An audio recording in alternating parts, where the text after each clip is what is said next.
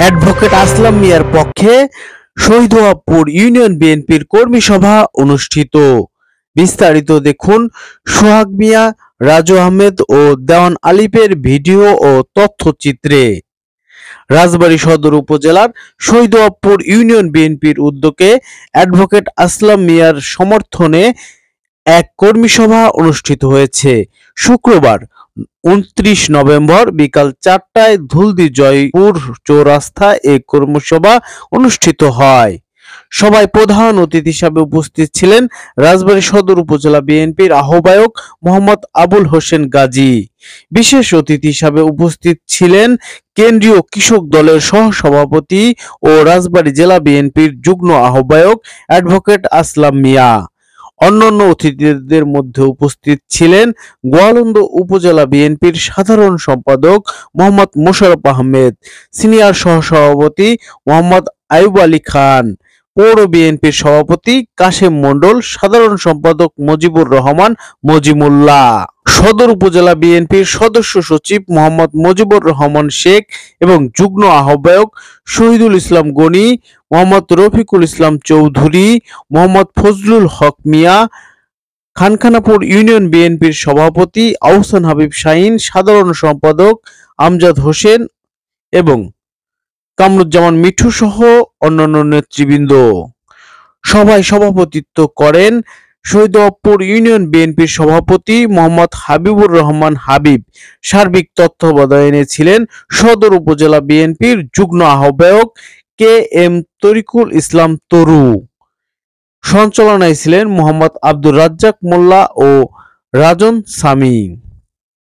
বক্তারা বিএনপির সাংগঠনিক কার্যক্রমকে আরো গতিশীল করার উপর জোর দেন এবং অ্যাডভোকেট আসলাম মিয়াকে রাজবাড়ী 1 আসনের সংসদ সদস্য হিসাবে দেখতে চান ও সংগঠনের গুরুত্বপূর্ণ নেতা হিসাবে তুলে ধরেন।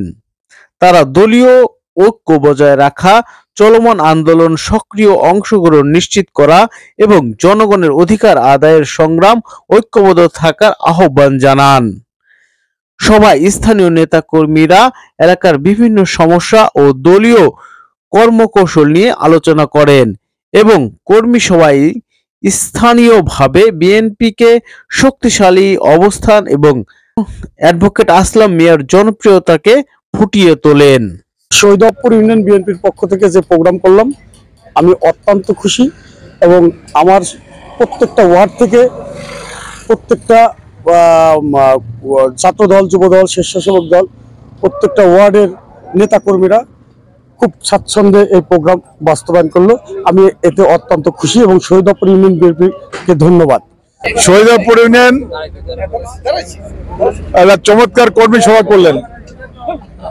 আমাদের সদর বিএনপির সম্মানিত আহ্বায়ক, মেম্বার সেক্রেটারি সহ